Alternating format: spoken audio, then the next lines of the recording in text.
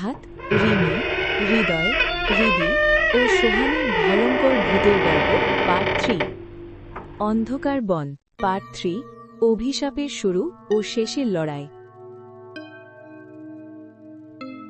রাত তখন প্রায় 12টা। চারপাশে নিস্তব্ধতা, মাঝে মাঝে শেয়ালের ডাক। জীবন আর জিনুক দুজন খুব ঘনিষ্ঠ বন্ধু। তারা ছোটবেলা থেকেই সাহসী, কিন্তু আজকের রাতটা তাদের জীবনের সবচেয়ে ভয়ঙ্কর রাত হতে যাচ্ছে সেটা তারা তখনও জানত না। জিনুক মোবাইল হাতে নিয়ে বলল, শুনেছ, আবার একজন নিখোঁজ হয়েছে ওই কালো বন থেকে। জীবন একটু থেমে বলল, হ্যাঁ, আর আমি জানি এটা শুধু গুজব না। জিনুক অবাক হয়ে তাকাল। মানে? জীবন ধীরে বলল, আমার ভাই আরিয়ান, সেও হারিয়ে গেছে। হঠাৎ বাতাসটা যেন আরও ঠান্ডা হয়ে গেল। সিদ্ধান্ত।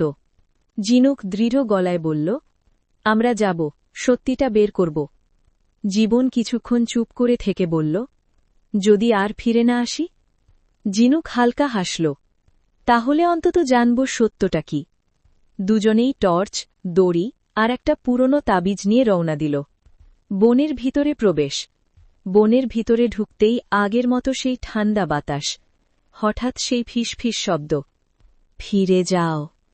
জিনুক এবার থেমে গেল। এই কণ্ঠটা, এটা মানুষের না। জীবন বলল, ভয় পেও না, সামনে যা আছে আজ জানতেই হবে। তারা আরও ভিতরে এগোল। ভাঙা বাড়ির সামনে। বাড়িটা আগের মতোই দাঁড়িয়ে আছে, কিন্তু আজ দরজা নিজে থেকেই খুলে গেল। ধীরে, কড়কড় শব্দে। জিনুক ফিসফিস করে বলল, আমাদের অপেক্ষা করছিল। জীবন তাবিজটা শক্ত করে ধরল। চলো। অভিশিপ্ত অতীতের খোঁজ। ভিতরে ঢুকতেই তারা একটা পুরনো ডায়েরি পেল। ধুলো জমে আছে, পাতাগুলো প্রায় ছিঁড়ে গেছে।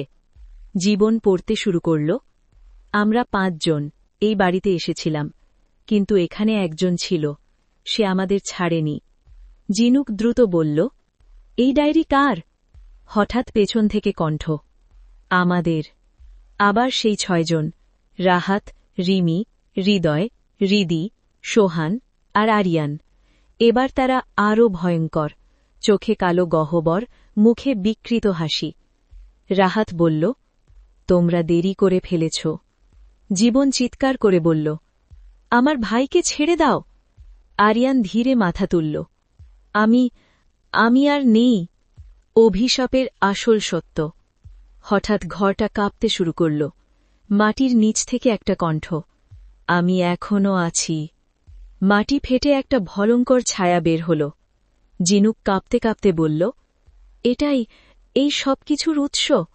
ছায়াটা বলল, বহু বছর আগে আমি ছিলাম এই বাড়ির মালিক। ফ্ল্যাশব্যাক। অভিশাপের শুরু। অনেক বছর আগে এই বাড়িতে এক ব্যক্তি থাকত। সে কালো জাদু করত, আত্মাবন্দী করত। গ্রামের লোকেরা তাকে ধরে এই বাড়িতেই হত্যা করে, কিন্তু মরার আগে সে বলেছিল, আমি মরলেও আমার আত্মাই জায়গা ছাড়বে না। তারপর থেকেই যে এই বাড়িতে ঢোকে সে আর বেরোতে পারে না। শেষ লড়াই শুরু। জীবন তাবিজটা বের করল। এটাই একমাত্র উপায়। জিনুক বলল, কি করতে হবে? এই আত্মাটাকে ধ্বংস করতে হবে। ছায়াটা ভয়ঙ্কর হাসল, তোমরা পারবে না। ভয়ঙ্কর সংঘর্ষ। চারপাশে ঝড় শুরু হল, দেয়াল ভাঙতে লাগল।